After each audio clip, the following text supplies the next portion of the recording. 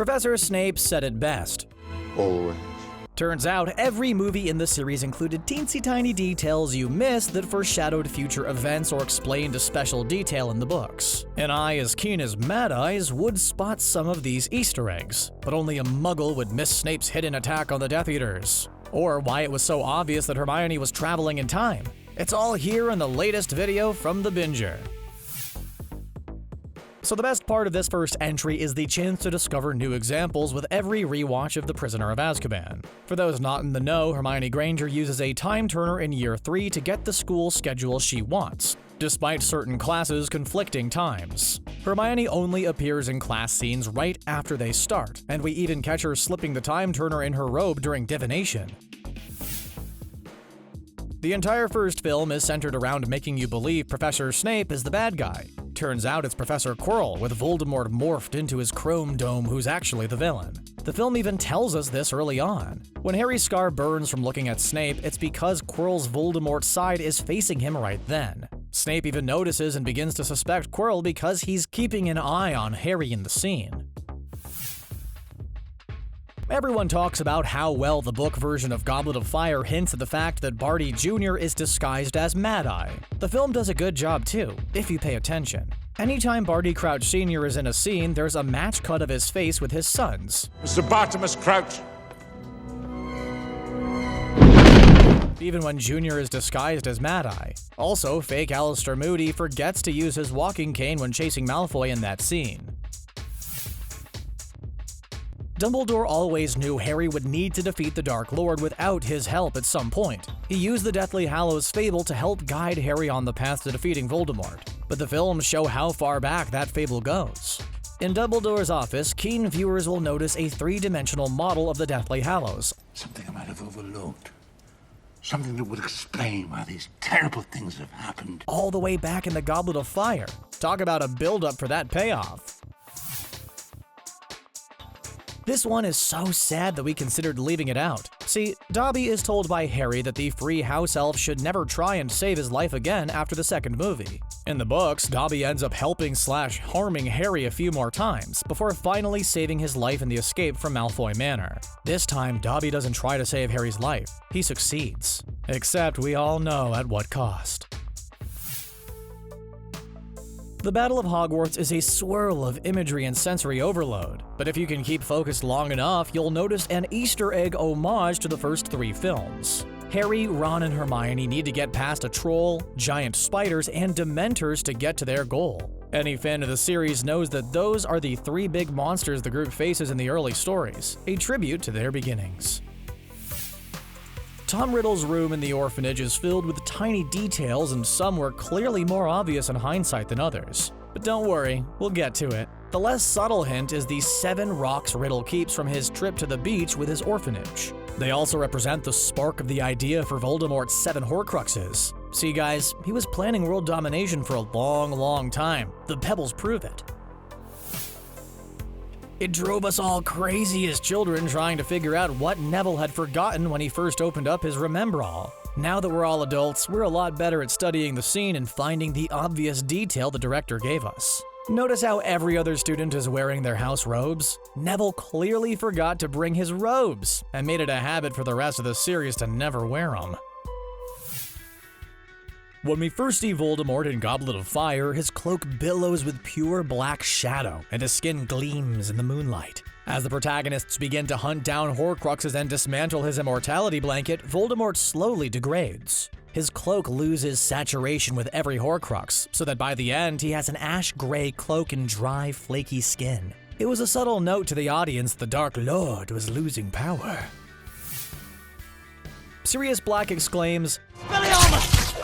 Nice one, James!" We all know what happens right after he says that though, so we'll move past it for fear of crying. However, we do hear the phrase one last time in Snape's memories. A young Sirius says the exact same phrase to James Potter as James begins to bully Severus. "Expelliarmus!" Nice one, James. It's a not-so-happy callback to that scene. Sometimes we forget what it was like to watch these movies for the first time. We all missed so many Easter eggs in these movies. For instance, when Professor Lupin is teaching the class about boggarts, his fear turns out to be the moon. It's only on the second or third watch that viewers will see this and totally understand the reason behind this fear. After all, Lupin is afraid of becoming his werewolf form. In the books, Dumbledore tells Snape during their climatic discussion over Harry's fate that he believes Hogwarts occasionally sorts students into their houses too soon. He's alluding to the bravery we see in Snape in those last moments. The films give a nod to this line by placing a Gryffindor scarf behind Snape in his last scene. It's meant to mark the Gryffindor traits he shows in that last stand against Lord Voldemort. See, we're back in Tom Riddle's least favorite place for another quick shot that meant nothing to the viewer when they first saw it. Yeah, we're talking about the seaside cavern that Voldemort later chooses to hide his horcrux. Riddle visited the cave on a holiday with the orphanage. It's also where he used magic in front of two other orphans, scarring them for the rest of their lives. Another dark moment in his past. During Slughorn's awkward dinner party scene, Hermione has to explain what a dentist does to Professor Slughorn. Fascinating.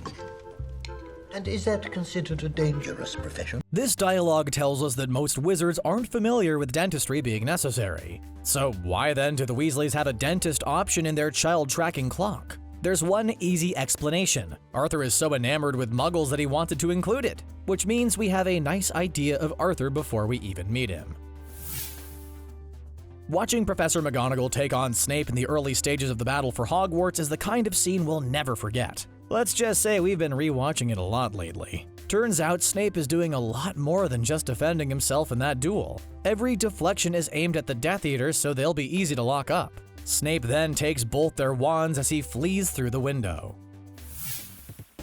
Professor Slughorn manages to handle a ton of Death Eaters and miraculously survive the Battle of Hogwarts. Not to be rude, but at his age, that felt like a sort of miracle. He was more than just casually effective in that fight after all. The movie does a better job of explaining this. As the staff comes down the stairs, you can see Slughorn drink a vial of liquid luck, hence the Michael Jordan-esque performance. We all felt the same anger Harry did when he confronted Snape after what he did to Dumbledore atop the astronomy tower. We all felt Snape had turned into exactly what we expected him to be this whole time. Bellatrix, always the chaos maker, knocks Harry to the ground during the pursuit. Snape makes sure the whole group is ahead before he gives one last lingering look to check and make sure Harry's okay. The Marauders map is filled with tons of little treats for fans willing to pause their screen and scan the pages. We caught one that just blew our minds. Turns out Newt Scamander shows up on the map while Fred and George are showing it to Harry. Many fans theorize he was there to discuss the possibility of printing his book, Fantastic Beasts, as a new Muggle-friendly version. Yeah, he's been there this whole time. Dialogue and the way it's presented matters so much in movies. For Harry Potter, it all comes down to the way he discusses Snape. Originally, Harry hardly ever calls him Professor Snape in any film. It's either Professor or just Snape. It's only after Harry journeys into Snape's memories and begins to understand his late professor's sacrifice that he, for the first time, refers to him respectfully as Professor Snape. When you told Professor Snape that one was failing you, it will always fail. What a tremendous sign of growth. If you're like us, you wondered what happened to Lockhart after his mind was wiped by a rebounding memory charm. Apparently, Chamber of Secrets pulled a Marv before it was cool. There's a post-credits scene for that film that shows what happened to Lockhart. He publishes a book titled, Who Am I? This moment helps explain away why we never see a recovered Lockhart in any film after his mind gets fried.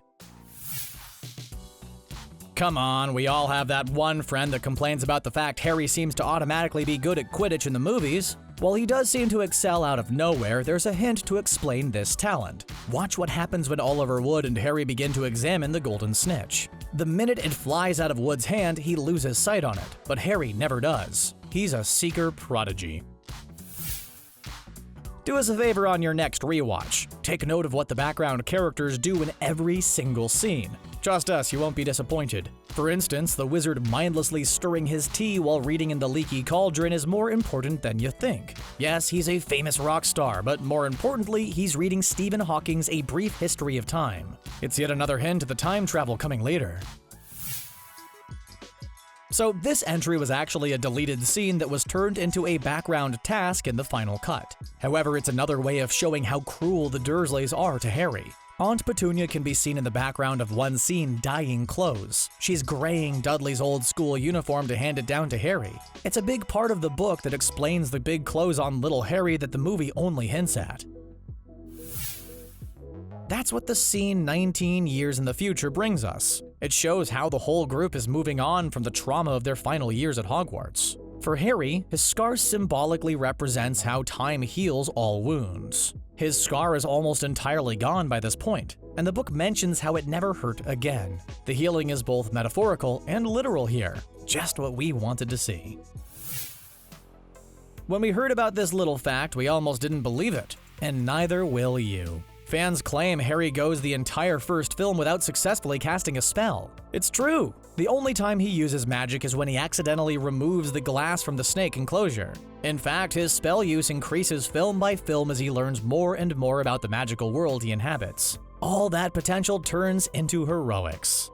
Did this list make you want to brush up on your Potter trivia? Before you do, remember that there's tons of Harry Potter content for you here at The Binger. Comment down below and tell us what Wizarding World video you want to see next. And as always, like and subscribe to show support.